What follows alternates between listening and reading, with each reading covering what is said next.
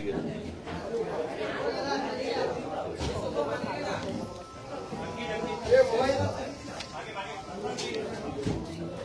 लावून ठेवून दे.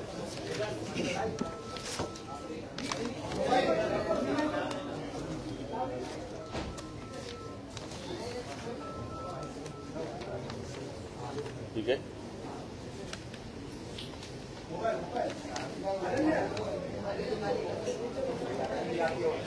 लाइट बंद करा. लाइट बंद करा. एवढे डोळे सचिन सचिन त्याला मला बंद करायला. व्हाईट लाईट बंद करा. बंद कर तू.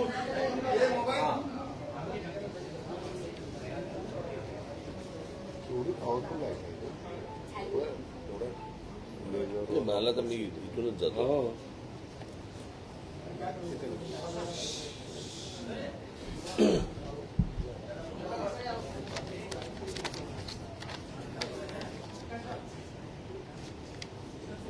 बोलू. सगळे शांत झालात. काल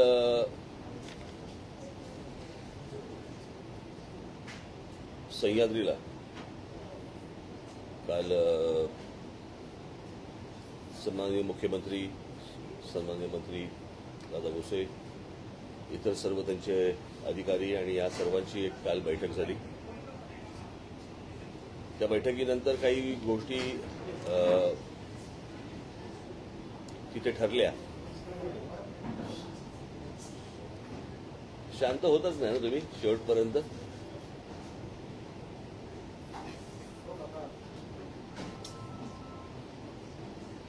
तू खाली बस रे. आता एका ठिकाणी कुठेतरी राहता.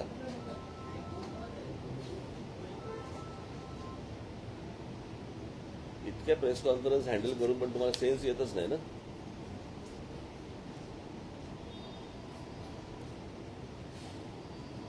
काल तिथे सगळ्या काही गोष्टी ठरल्या, परंतु त्या लेखी स्वरूपामध्ये या काही तिथे आल्या नव्हत्या. आणि मग तिथे असं ठरलं की उद्या म्हणजे आज अशी एक बैठक घेऊन त्या सगळ्या लेखी स्वरूपामध्ये तुमच्यासमोर गोष्टी आणाव्यात. मी थोडीशी पार्श्वभूमी तुम्हाला एवढ्यासाठी देतोय मुद्दामून की हा मुळात विषय मी काल 9 वर्षानंतर मी या विषयासाठी सह्याद्रीमध्ये अतिथीगृहामध्ये मी गेलो. मी जेव्हा 9 वर्षापूर्वी गेलो होतो त्यावेळेला तिथे पृथ्वीराज चव्हाण होते मुख्यमंत्री, आणि त्यावेळेला मायावती चुकत नसेल तर छगन भुजबळ होते. पीडब्ल्यूडी छगन भुजबळ होते. त्याला काही गोष्टी ठरल्या, त्या सुरू झाल्या. मग त्याच्यानंतर पुढे काही परत त्याच वेळेला मला समजलं होतं की साधारणपणे या टोलच्या संदर्भामधली जी काही अॅग्रीमेंट्स आहेत, सरकारने केलेली अॅग्रीमेंट्स आहेत, ती 2026ला संपत आहेत. त्याच्यामुळे ती काय माझ्यासाठी नवीन गोष्ट नव्हती, परंतु त्याच्यामध्ये कोणत्या कोणत्या प्रकारच्या सुधारणा व्हायला पाहिजे होत्या किंवा व्हायला पाहिजेत ह्या ज्या मी सूचना केल्या होत्या. कारण त्यातली काही जी 2000 साली जी काही अॅग्रीमेंट झाली होती त्या अॅग्रीमेंटमध्ये देखील काही चुकीच्या गोष्टी आहेत. त्या देखील त्यावेळेला सांगितल्या गेल्या होत्या, आजही या सरकारला सांगितल्या गेलेल्या आहेत. परंतु ती सगळी अॅग्रीमेंट्स ही सगळी बँकांबरोबर झालेली असल्यामुळे त्याच्यामुळे आता 2026 पर्यंत तुम्हाला काही करता येत नाही. पण त्याच्यामध्ये कोणकोणत्या सूचना किंवा सुधारणा या गोष्टी व्हायला पाहिजे होत्या, ज्या झाल्या नाही किंवा थांबल्या गेल्या, पुढे काही होऊ शकलं नाही. आणि मग पुन्हा तो 9 वर्षानंतर विषय परत ऐरणीवरती आला. तो ऐरणीवरती येण्याचं कारण म्हणजे ठाण्यामधल्या 5 ज्या एंट्री पॉईंट्स आहेत तिथे पैसे वाढवले गेले आणि आमचा अविनाश जाधव आणि आमचे सर्व सहकारी तिकडे उपोषणाला बसले आणि परत तो विषय टोलचा ऐरणीवरती आला. त्यास तुम्हाला आठवत असेल तर मी तिकडे गेलो, अविनाशला मी ते उपोषण सोडायला सांगितलं आणि सोडायला सांगितल्यानंतर मी पत्रकारांशी आपल्याशी सगळ्यांशी बोललो की या संदर्भामध्ये मी 2 दिवसात मुख्यमंत्र्यांशी बोलेन. नेमकं त्याच वेळेला महाराष्ट्र राज्याचे उपमुख्यमंत्री देवेंद्रजी फडणवीस यांनी एक स्टेटमेंट केलं की महाराष्ट्रामध्ये कोणत्याही टोलवरती 4 चाकी वाहनांना 3 चाकी वाहनांना टोलच नाहीये. आता हे अशा प्रकारचं स्टेटमेंट त्यांच्याकडनं आल्यानंतर सगळ्या ठिकाणी चलबिचल सुरू झाली की म्हणजे हे आजपर्यंत आम्हाला फसवलं गेलं की काय, की सरकार म्हणते की आम्ही टोल वसूलच करत नाही आहोत, म्हणजे सरकारकडे पैसे जात नाहीयेत, फक्त जे टोल वसूल करतात त्यांच्याकडेच पैसे जातात की काय. याच्यानंतर काही ठिकाणी आंदोलनं झाली आणि वगैरे काही गोष्टी झाल्या. त्या दरम्यान माझं मुख्यमंत्र्यांशी बोलणं झालं आणि कालची वेळ ठरली त्याप्रमाणे आम्ही तिकडे गेलो. परंतु ते नंतर कळलं की ते काय स्टेटमेंट होतं फडणवीसांचं, या टोलच्या संदर्भात हा म्हणजे मुंबईचे एंट्री पॉइंट्स, त्याच्यासोबतच मुंबई पुणे एक्सप्रेस हायवे यासाठी त्या काळामध्ये एक समिती नियुक्त करण्यात आली होती. हे वगळून त्या काळामध्ये इतर टोलच्या संदर्भात तो निर्णय झालेला होता. आता विषय असा आहे की MSRDC, PWD आणि इतर काही जे टोल नाके आहेत याच्यावरती हे आता हे एंट्री पॉइंट आणि एक्सप्रेसवे हे जर सोडलं तर बाकीच्या ठिकाणच्या टोल नाक्यांवरती ह्या 4 चाक्यांना मुभा आहे का टोल न भरण्याचं, हे देखील आपल्याला चेक करायला लागेल. या सगळ्या गोष्टी ज्याच्यावरती उपमुख्यमंत्री बोलले. आज आमचं इथे जे बोलणं झालंय त्याच्याप्रमाणे कोणकोणत्या गोष्टींच्या सुधारणा या सगळ्या टोल नाक्यांवरती व्हायला पाहिजेत. मला असं वाटतं इथे ते त्याचे ते म्हैसकर आणि ते जयंत महेश्वर ती मंडळी पण इथे आली होती. टोल हा जर समजा तुम्ही घेणार असाल तर लोकांना कोणकोणत्या प्रकारचे तुम्ही तिकडे फॅसिलिटी, सोयी सुविधा तुम्ही दिल्या पाहिजेत या संदर्भामध्ये अॅग्रीमेंटमध्येच काही गोष्टी दिलेल्या आहेत ज्याची अंमलबजावणी झालेली गेली नाही. मला असं वाटतं मी एक एक विषय तुमच्यासमोर वाचतो. त्याप्रमाणे पुढचे 15 दिवस ज्याला आपण अकाउंटेबिलिटी म्हणतो की साधारणपणे दर दिवसाला वाहन संख्या वाढते आपल्याकडे प्रत्येक शहरांमध्ये. आणि ही वाहन संख्या किती वाढते हे मला स्वतः आरटीओला माहिती आहे, परंतु वाहन संख्या टोल नाक्यावरनं किती जातात याचा काही आकडा उपलब्ध नाही आणि तेही काही सांगत नाही.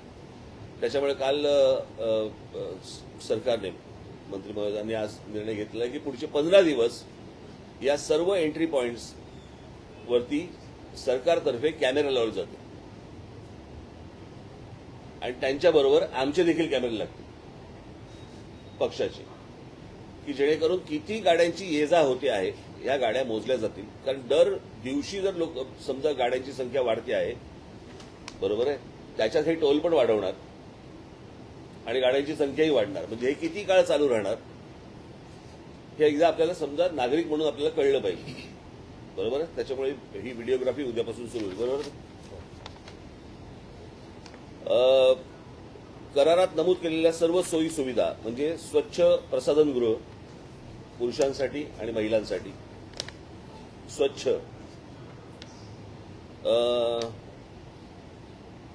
प्रथमोपचारासाठी लागणारी सेवा, त्याच्यानंतर एक रुग्णवाहिका, त्याच्यानंतर क्रेन, प्रकाश यंत्रणा, पोलीस अंमलदार, फोन, करारपत्र, शासन निर्णय तसेच तक्रार वही. आता तक्रार वही होणार नाही तिकडे. मगाशी ठरल्याप्रमाणे मंत्रालयामध्ये एक सेल उभा केला जाईल की या सगळ्या टोल नाक्यांवरती सीसीटीव्ही फुटेज, सीसीटीव्ही कॅमेरे जे लागले जातील त्याची संपूर्ण तिथे मंत्रालयामध्ये वॉच ठेवला जाईल, कळलं का. त्याचबरोबर तिथे एक नंबर दिला जाईल, मोबाईल नंबर, की या टोल नाक्यांवरती लोकांना काय प्रकारचा त्रास होतोय किंवा काय. मी येतोच आहे पुढे, ज्याच्यामध्ये फास्ट ट्रॅक पण येणार आहे विषय, पण काय प्रकारचा त्रास होतोय लोकांना उद्या त्या नंबरवरती मेसेज करून तिथे सरकारला कळवता येईल. आणि ही यंत्रणा MSRDC मध्ये लागणार नाही, ही मंत्रालयात लागेल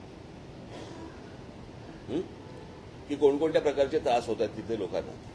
तर या सुविधा ज्या आहेत या तात्काळ तिथे सर्व टोल नाक्यांवरती केल्या जातील.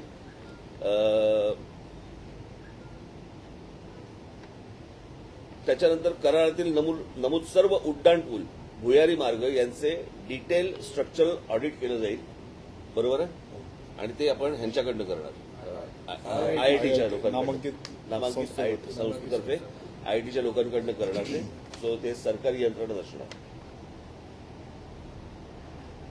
त्याच्यानंतर ठाण्याला जे टोल वाढ झालेली आहे, खास करून मी कमर्शियल म्हणत नाहीये, ज्या 4 चाकी वाहनांवरती जी 5 रुपयाची वाढ झालेली आहे हा रद्द करण्याच्या दृष्टिकोनातनं सरकारला 1 महिन्याचा अवधी पाहिजे आणि त्याप्रमाणे ते 1 महिन्याच्या अवधीमध्ये याचा निर्णय करतील असं सांगितलं आहे. जी वाढ झालेली आहे ती रद्द करण्याच्या दृष्टीने. त्याच्यानंतर जे गोष्ट बंद झाली होती ती आता पुन्हा सुरू होईल. ती म्हणजे प्रत्येक टोल नाक्यावरती ती जी येलो लाईन जी पूर्वी होती, बरोबर, त्या येलो लाईनमध्ये 200 ते 300 मीटरच्या पलीकडे त्या येलो लाईनच्या बाहेर गाड्या गेल्या तर त्या सगळ्या गाड्या पुढच्या सोडून दिल्या जाणार, टोल न घेता. येलो लाईनच्या पुढच्या सगळ्या गाड्या सोडून दिल्या जाणार. 4 मिनिटाच्या पलीकडे एकही गाडी टोल नाक्यावरती थांबणार नाही. त्याच्यासाठी एक्स्ट्रा मला असं वाटतं पोलीस फोर्स हा देखील तिकडे एक्स्ट्रा लावला जाईल की जेणेकरून ते जे टोल नाक्यांवरती जे बाउन्सर्स किंवा इतर जी पोरं ठेवली जातात आणि जे हमरी करतात आणि काय लोकांची जे वेडवाकड वागतात, हे याच्यापुढे ठेवले जाणार नाहीत. तिकडे ती यंत्रणा ही पोलिसांमार्फतच राबवली जाईल.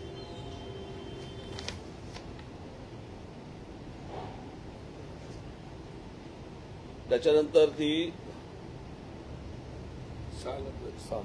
6 नंबर टोल नाक्यावरती जर समजा फास्ट ट्रॅक हा चालला नाही त्यांचा, बरोबर आहे, तर तुम्हाला एकदाच तिथे पैसे भरावे लागतील. एक तर काय करतात हे तिकडेही पैसे वसूल करतात आणि पुढेही तुम्हाला मोबाईलवरती ते फास्ट ट्रॅकचं हे येतं की किती पैसे भरा. तो दोन-दोनदा होणार नाही, ते एकदाच भरले जातील. आणि हे जर समजा 2-2दा भरले गेले तर तुमच्याकडे कंप्लेंटचा जे नंबर दिलेला आहे त्याच्यावर तुम्ही इमिजिएटली ही कंप्लेंट करू शकता. हा, त्याच्यानंतर मोठ्या प्रमाणात कितीचं टेंडर आहे, कितीचा टोल आहे, म्हणजे टोल आकडा किती आहे, काय 1000 कोटी असेल तो आकडा दिला जाईल. रोजचे वसूल किती होत आहेत आणि आता उरलेत किती, हे मोठ्या बोर्डावरती रोजच्या रोज डिजिटली तुम्हाला सांगितलं जाईल लोकांसाठी दोन्ही बाजूला. की तुम्हालाही कळेल की किती पैसे आपण आतापर्यंत जमा झालेले आहेत, किती जमा व्हायचे आहेत आणि आज दिवसभरामध्ये किती जमा झाले आतापर्यंत, हे तुमच्या समोर येईल.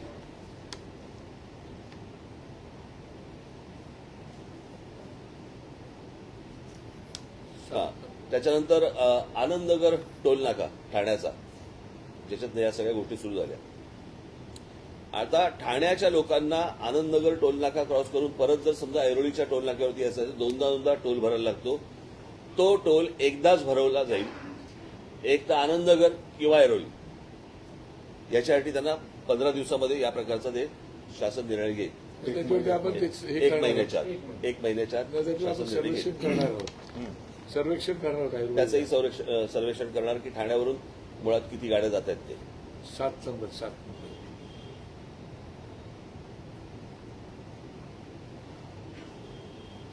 हा, त्याच्यानंतर मुंबई महानगरपालिकेत असणाऱ्या मुलुंडच्या हरिओम नगर परिसरात राहणाऱ्या रहिवाशांसाठी मुलुंड म्हाडा कॉलनीमधून पूल बांधला जाईल आता तात्काळ, की जेणेकरून त्यांना तिथे टोल भरायला लागणार नाही. त्याच्यानंतर संपूर्ण महाराष्ट्रामध्ये आता काय झालंय, महाराष्ट्रामध्ये जे रस्ते आहेत, मगाशीच आमचं बोलणं चालू होतं की महाराष्ट्र सोडला आणि इतर राज्यात गेलो की आपल्याला गुळगुळीत रस्ते मिळतात. तर महाराष्ट्राने काय घोडं मारले, महाराष्ट्रामध्ये आल्यावरती अशा प्रकारची गोष्ट का होते. आणि त्याच्यामध्ये काय आहे, राज्य सरकार, केंद्र सरकार आणि महानगरपालिका, नगरपालिका यांचे एकमेकांशी असलेल्या जे काही गोष्टी आहेत ह्याची एकत्र बैठक होत नाहीये. मी काल मुख्यमंत्र्यांना पण हेच गोष्ट सांगितली की ही जोपर्यंत एकत्र बैठक होत नाही, काय होतंय, आता हे राज्य सरकार म्हणतं नाही ते केंद्राकडे रस्ता जातो, आम्ही काही करू शकत नाही, महाराज्याकडे जातो, मग महानगरपालिका म्हणतात महानगरपालिकेकडे जातो. हे असं करून चालणार नाही. ते एकत्रित याचा निर्णय करावा लागेल. ज्या नॅशनल हायवेज आहेत, या नॅशनल हायवेवरती कायद्यानुसार तिकडचा जो टोल घेणारा जो माणूस आहे, तिकडचा जर रस्ता खराब असेल तर त्या ठिकाणचा टोल हा रद्द करता येतो, कळलं का. आणि या संदर्भामध्ये मला असं वाटतं राज्य सरकार केंद्र सरकारशी आता पुढच्या 15 दिवसामध्ये बोलतील.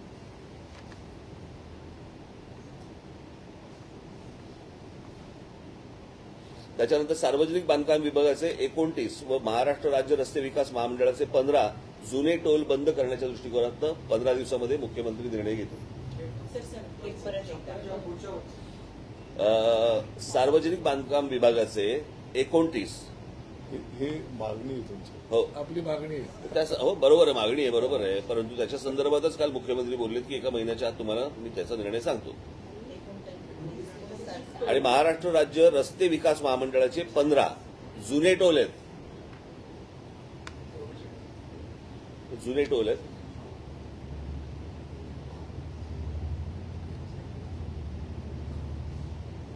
त्याच्यानंतर मुंबई एंट्री पॉइंट, मुंबई पुणे द्रुतगती महामार्ग व राजीव गांधी सीलिंक यांचे कॅग ऑडिट केलं जाईल.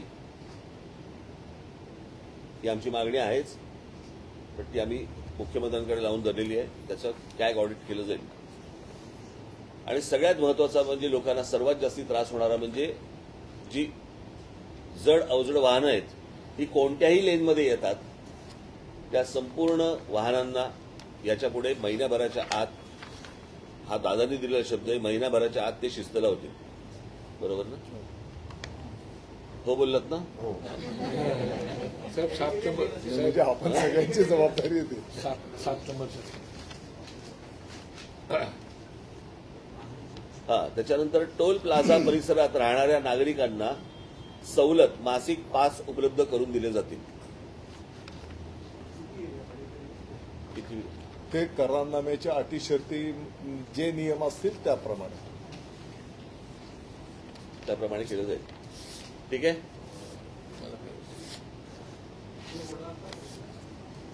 तुम्ही काय विचारणार असाल तर बोलतील. बोलतील ना. असा विषय आहे यामध्ये व्हाईट पेपर का आणला जातो? एंट्री पॉईंटचा मुद्दा वर्षानुवर्ष 2015 मध्ये देखील एंट्री पॉईंट बंद होणार. पूर्ण निर्णय घेतला जुलैला आम्ही अहवाल आणू असं म्हटलं गेलं, पण अहवाल आला पण त्यानंतर एंट्री पॉईंट 27 नंतर पण सुरू राहणार, MMRD घेणार. तर विषय असा आहे की 2,500 कोटीच्या कॉन्ट्रॅक्टसाठी किती वर्ष वसुली होणार? व्हिडिओग्राफी आपण करताय पण याचं नाही, मी मगाशी आमचं तेच बोलणं झालं. मी मला असं वाटतं परवा दिवशी पण मी हेच म्हटलं. प्रश्न असा आहे की राज्य म्हटलं, राज्याला रेव्हेन्यू लागतो, कळलं का, राज्य चालवायला. हे काही न समजणे इतके काही दुधखोळ नाही होत. प्रत्येकाला माहिती आहे की राज्य चालवायचं असेल तुम्हाला रेव्हेन्यू लागतो.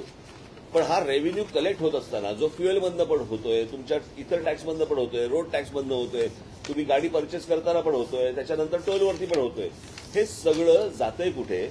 मगाशी मी दादाची हाच विषय बोलत होतो की प्रत्येकाला असं वाटतं की अरे माझ्याकडचे रस्ते खराब आहेत, मी पैसे तर भरतोय या सगळ्या गोष्टीत, तर मला रिटर्नमध्ये काय मला मिळते? बरं, रिटर्नमध्ये त्याची अपेक्षा फक्त एवढीच आहे ना की मला चांगले रस्ते मिळावेत. यात अजून काय गैर असावं? खराब रस्ते टोल अशी ही भूमिका सरकार घेईल का? रस्ते खराब असेल टोल वसूल लागला नाही. कायद्यामध्ये आहे, म्हणूनच मी सांगितलेलं आहे, कायद्यामध्ये आहे. आता ही गोष्ट मी आता गडकरींशी पण बोलणार की जे राष्ट्रीय महामार्ग आहेत, ज्या राष्ट्रीय महामार्गांवरती किंवा राज्याचे महामार्ग आहेत तिकडे राज्यच निर्णय घेणार. पण जिकडे रस्ते खराब आहेत ते रस्ते खराब असल्यानंतर ती जबाबदारी सुधारण्याची त्या टोलवाल्याची जबाबदारी येते. जसं आता म्हटलं तसं करारामध्ये खूप विषय आहेत, पण ते आपल्या समोर आले होते, ते आता आम्हाला ते कळले. तर आता तुमचं समन्वय नसल्यामुळे हे झालेले असं राजसाहेब पण म्हणाले. तर काय म्हणजे शब्द कसा देणार की एकवारात होणार का? नाही झालं तर ती जबाबदारी काय? नाही, मला असं वाटतं, मी या संदर्भात मी ह्यांच्या बाजूने बोलतो असं नाहीये. मला असं वाटतं राज्य सरकारच्या अखत्यारीमधल्या ज्या गोष्टी आहेत, मला असं वाटतं याच्या बाबतीत हे निर्णय करू शकतात. समन्वयासाठी कोणी व्यक्ती नाही. समन्वयासाठी नाही, आता मलाच फोन करायला लागेल. त्याच्यामुळे झाले म्हणजे समन्वयासाठी कोणी असणार नाही. जबाबदारी कोण? यावर तुम्ही आलाय, पण हे सगळं करारात असताना झालं नाहीये. केंद्राचं वेगळं, राज्याचं वेगळं, त्यात कुठेच समन्वय नाही. तर आमचा तर आम्हाला जो त्रास होतो त्याचा विषय, तर त्याची शाश्वती काय? काल माननीय मुख्यमंत्री महोदय एकनाथजी शिंदे साहेबांच्या उपस्थितीमध्ये आदरणीय राज ठाकरे साहेबांच्या शिष्टमंडळाशी काल सविस्तर चर्चा झालेली आणि त्यामध्ये अनेक मुद्द्यांवर कालही चर्चा संपन्न झाली आणि त्याचाच एक भाग म्हणून आज सकाळी 8 वाजता बैठक घेण्याचा आणि प्रत्येक मुद्द्यावर चर्चा करून निर्णय करण्याचं ठरलं होतं. माननीय राज साहेबांनी जे काही मुद्दे आपल्या समोर ठेवलेले आहेत, काही मुद्द्यांची अंमलबजावणी आम्ही आजपासूनच त्या कामाला लागणार. काही मुद्द्यांच्यासाठी 1 महिन्याचा अवधी, कारण काही संख्या किंवा आपण आता जसा मुद्दा उपस्थित केला त्या अटी शर्ती करारनाम्यातल्या ज्या ज्या काही आहेत निश्चितपणे त्याची अंमलबजावणी करणं ही आमची पण जबाबदारी आहे आणि ती आम्ही निश्चितपणे करणार. मला वाटतं की एक सकारात्मक भूमिका माननीय मुख्यमंत्री महोदयांची या सर्व संदर्भामध्ये आहे. काल राजसाहेबांशी पण बोलताना त्यांनी बिलकुल म्हणजे कोणाला पाठीशी घालण्याचा काही याच्यामध्ये विषय नाही. आपण जेव्हा टोल देतो तर साहजिक आहे की त्या सुविधा पण आपल्याला मिळायला पाहिजे ही भावना असणं काही गैर नाही आणि म्हणून आता एंट्री पॉईंटच्या सोबतच राज्यव्यापी पण चर्चा त्या ठिकाणी झालेली आहे. ताबडतोबीने आम्ही या विषयांवर मार्गक्रमण करणार. काही गोष्टींमध्ये आता आपली सर्वांची पण जबाबदारी उदाहरणार्थ आता लेनिंग करणं आम्ही बोर्ड लावणार एंट्री पॉईंटच्या तिथे किंवा जाताना पण त्या लेनमधनच गेलो पाहिजे परंतु पुढे गेल्याच्या नंतर त्या वाहन चालकाने पण त्या लेनने चाललं पाहिजे ही शेवटी एक सामाजिक चळवळ असणार आहे. आम्ही त्याचं प्रबोधन करणार. काही ठिकाणी तर आपल्याला काही कारवाई पण करावी लागली तर तशी पण भूमिका आपल्याला काही ठिकाणी घ्यावी लागणार आहे आणि म्हणून या संदर्भामध्ये पण सविस्तर चर्चा झाली. नवीन प्रकल्पामध्ये आम्ही कशा या संदर्भातल्या सुविधा केलेल्या आहेत त्याचं पण माहिती आम्ही राजसाहेबांना या ठिकाणी दिलेली आहे. मला वाटतं की सारांश आहे की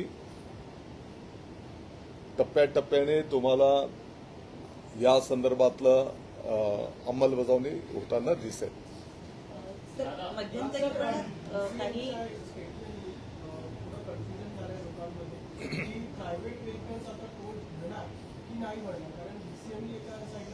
माझ्यासाठी पण तो धक्काच होता.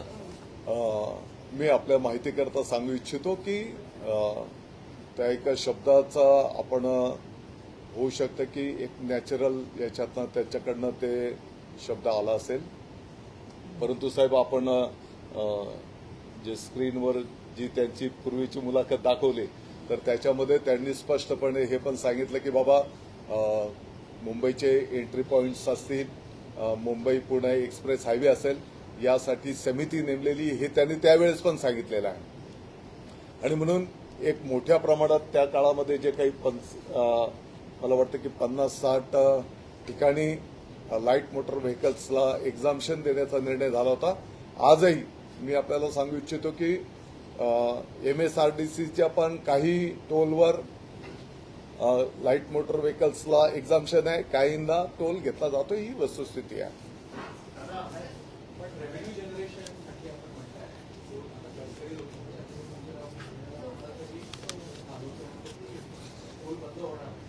टोल बंद होण्याचा विषय नाहीये पण वर्षानुवर्ष आपण कधी वसुली करतो जे ब्रिजेस बांधतो काही ब्रिजेस तर बांधले गेले त्याचे पैसे घेतले गेले उदाहरणार्थ पेडर रोड सर्व्हिस या सगळ्या गोष्टी ज्या आहेत त्याच्यावर प्रश्न होतो त्याच्यावर सरकार उत्तर देणार का त्याच्यावर काही वाईट पेपर येईल का?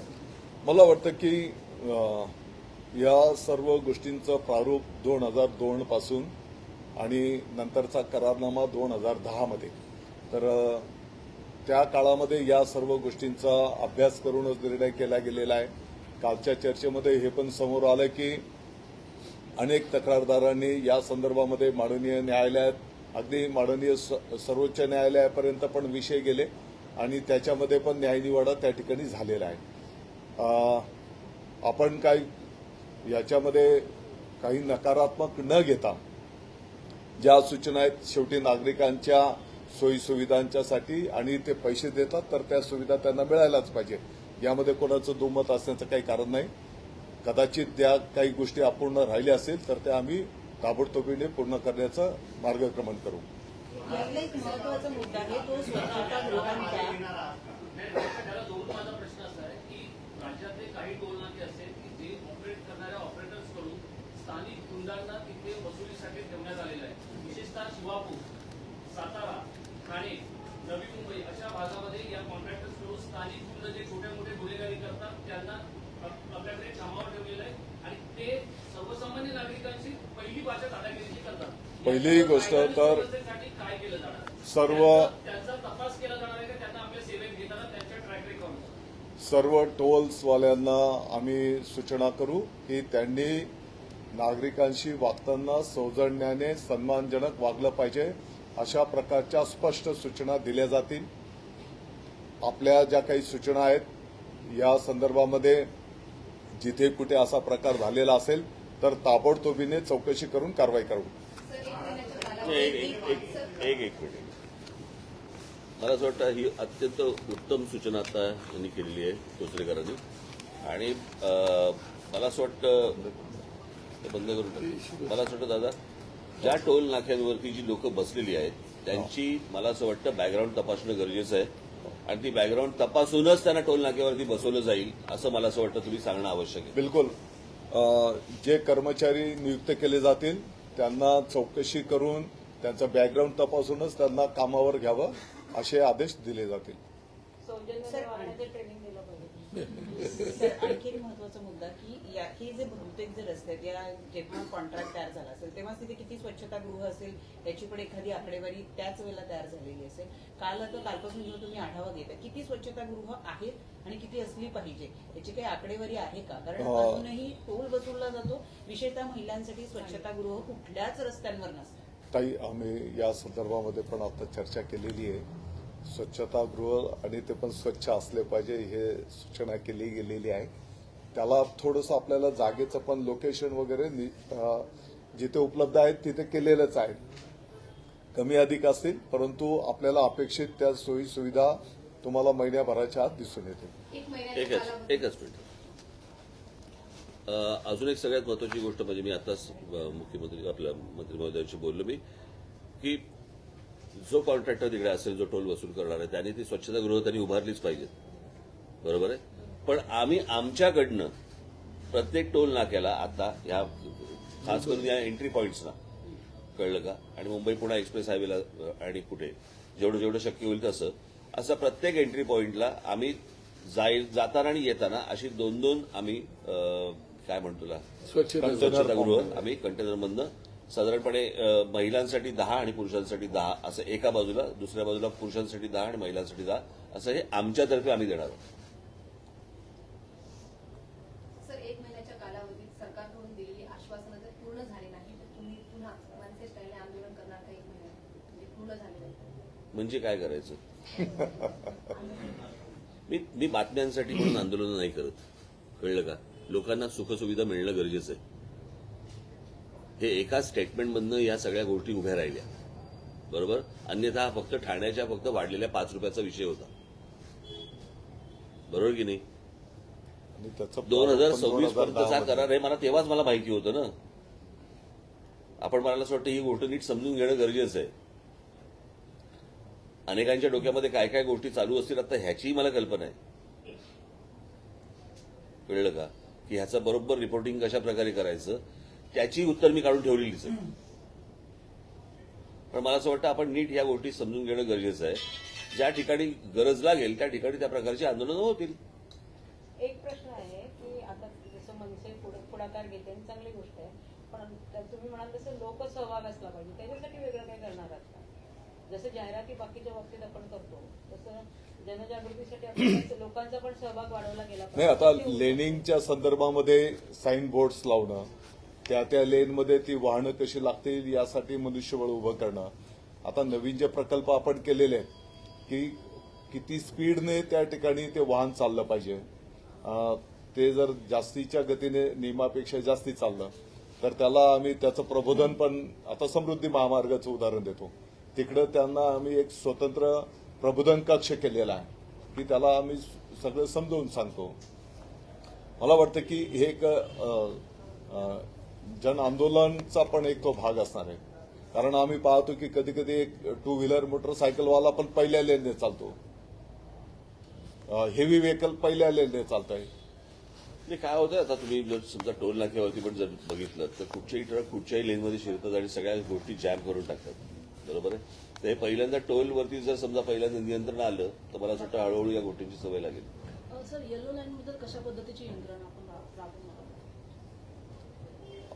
आता जसा आपला निर्णय झालेला आहे की त्या टोलच्या पासून 200 ते 300 मीटर पर्यंत आणि ते वाहन 4 मिनिटपेक्षा जास्त थांबायला लागू नये या दृष्टिकोनात यापूर्वी पण या संदर्भातली अंमलबजावणी झालेली आहे. त्याची अंमलबजावणी कदाचित मध्यंतरी थांबली असेल ती परत करणार. एक्झिबिशन होत नव्हतं, गाड्यांना सोडलं जात नव्हतं येलो लाईनच्या मागे असले. काही दिवस काल माननीय मुख्यमंत्री महोदयांनी या संदर्भामध्ये स्पष्टपणे सूचना आधीच दिलेल्या आहेत. विषय असा होता की या MSRTC जे प्रमुख आहेत काही दिवस आमची पण नजर असेलच. दादासाहेब, शासकीय मोबाईल वारवाई MSRTCचे प्रमुख आहेत. आतापर्यंत IAS अधिकाऱ्याला 7 वेळा निवृत्तीनंतर बढती देण्याचा हा MSRTCचा रेकॉर्ड आहे. 30 ऑक्टोबरला ते निवृत्त होणार आहे. या त्यांच्या एकाच अधिकाऱ्याच्या एकाच जागेवर बसण्यामुळे टोलच्या संदर्भातल्या समस्या सुटत नाहीयेत असं रस्ते आणि पायाभूत सुविधांवर काम करणाऱ्या काही तज्ञांचं म्हणणं आहे. हे ते 30 ऑक्टोबरला निवृत्त होणार का, हा माझा एक स्पेसिफिक प्रश्न. आणि जर ते मला वाटतं की आजचा आपला जो प्रमुख विषय आहे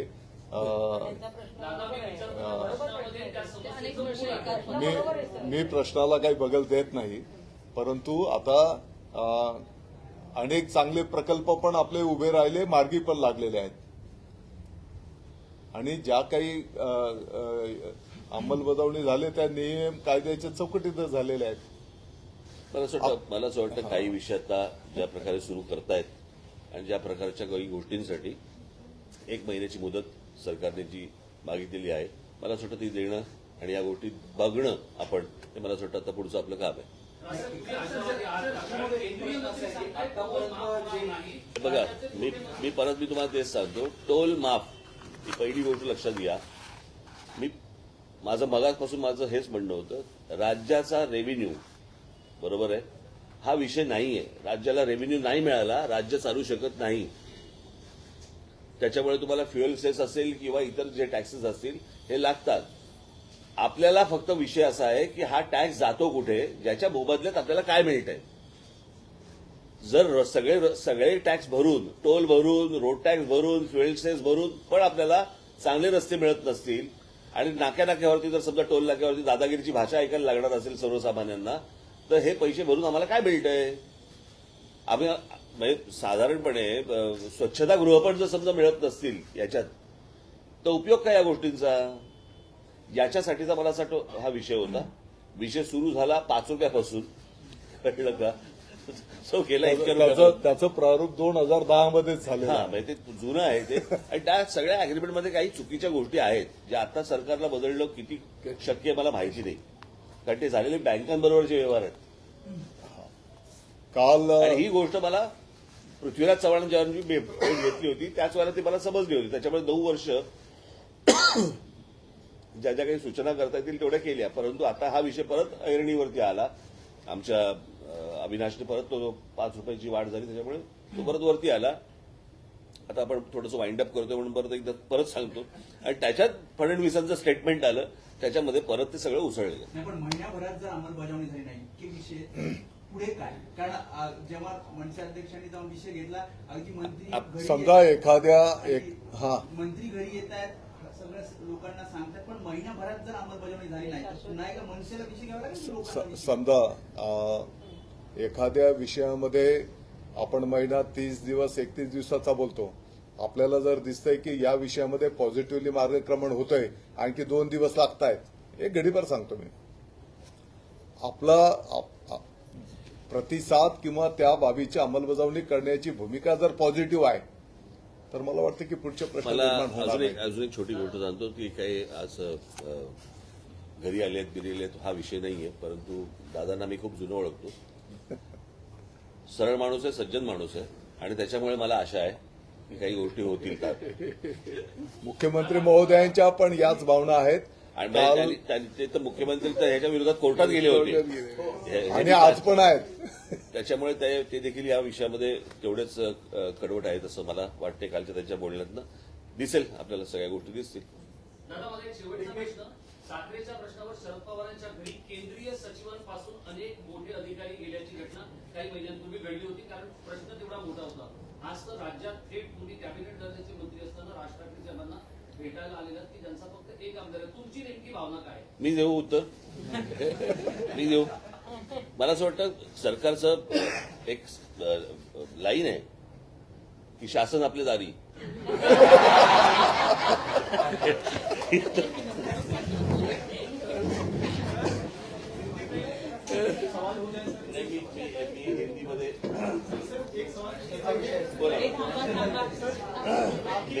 नेशनल पॉलिटिक्स के लिए बहुत मायने मेरा रखती है। तोड़का मोड़का हिंदी में बोलूंगा।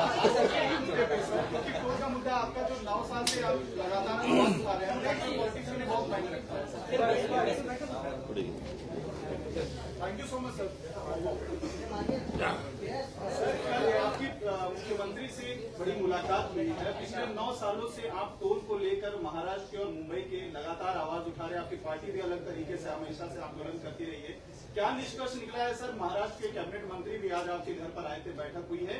क्या पॉइंट्स पर जो है चर्चा हुई है और क्या निष्कर्ष निकला है? नहीं, मुझे लगता है कि जो पॉइंट्स निकाले हम लोगों ने वो मैं पर्ची आपके पास दे दूंगा, वो आप हिंदी में ट्रांसलेट करके आप लोगों को बता देना। लेकिन ये 9 साल से ये मुद्दा हम लोग उठा रहे हैं। 9 साल हुए, उसके पहले हम लोग श्री पृथ्वीराज चौहान जब चीफ मिनिस्टर थे उनके पास हम लोग गए थे। उसी वक्त हमको पता चला था कि ये 2026 तक का मामला है कि एग्रीमेंट हो चुका है सरकार का और बैंक का। बात यह है कि लोग पैसे भर रहे हैं, टोल भर रहे हैं, फ्यूल पे सेस भर रहे हैं, रोड टैक्स भर रहे हैं, व्हीकल टैक्स भर रहे हैं, सब कुछ भर रहे हैं। उसके बावजूद लोगों को जो जिस तरह की फैसिलिटीज मिलनी चाहिए वो मिल नहीं रही है, बराबर है। और लोगों की जो मांग है, अभी ये एक्चुअली ये जो शुरुआत हुई थी वो ठाणा में जो 5 रुपए और बढ़ा दिए गए, उसके ऊपर हमारे अविनाश यादव और हमारे जो महाराष्ट्र सैनिक है उन्होंने जो आंदोलन किया उसके ऊपर ये शुरुआत हुई। उसके बाद जब महाराष्ट्र के उप मुख्यमंत्री जो देवेंद्र फडणवीस जी है उनका एक स्टेटमेंट आया कि 4 व्हीलर्स के ऊपर किसी भी टोल पे टोल है ही नहीं। तो हमें समझ में नहीं आई बात कि भाई सरकार को पता नहीं है कि टोल ले रहे हैं और सरकार बोल रही है कि किसी भी टोल के ऊपर टोल नहीं ले रहे 4 व्हीलर्स के ऊपर। तो इसलिए ये सारी चीजें उभर कर आई और सामने आ गई कि भाई ये हो क्या रहा है। फिर मैं वापस हम लोग कल मुख्यमंत्री जी के पास गए, उनके साथ बातचीत हुई और फिर कौन सी इन सारी चीजों में सुधारणा होनी चाहिए इसके ऊपर हमारी बात हुई और उसमें 10-15 मुद्दे निकले हैं। वो मैं पर्ची आपके पास देता हूँ, वो ट्रांसलेट करके आप मुझे लगता है लोगों को बताइए। सर टोल के साथ साथ बदहाल सड़कों का भी एक मुद्दा आप लगातार उठाते रहे हैं। मुंबई गोवा हाईवे सबसे बड़ा उसका उदाहरण है। आप हमेशा से उसके लेकर आवाज उठाते रहे हैं। टोल बराबर लोगों से भरे जाते हैं लेकिन रोड की जो हालात है जी बिल्कुल, वो सही तरीके वो से हर नहीं बन रहे हैं। बिल्कुल, ये कल मैंने मुख्यमंत्री जी से भी कहा कि हम लोग जब महाराष्ट्र छोड़ते हैं तो बहुत अच्छे रास्ते मिलते हैं हमें, तो महाराष्ट्र में क्यों नहीं मिल रहे? यदि महाराष्ट्र में देखा जाए तो डीजल और पेट्रोल के रेट भी ज्यादा है, बराबर है। उसके बावजूद अगर हमें ये सारी फैसिलिटीज नहीं मिल रही है तो क्या करना चाहिए?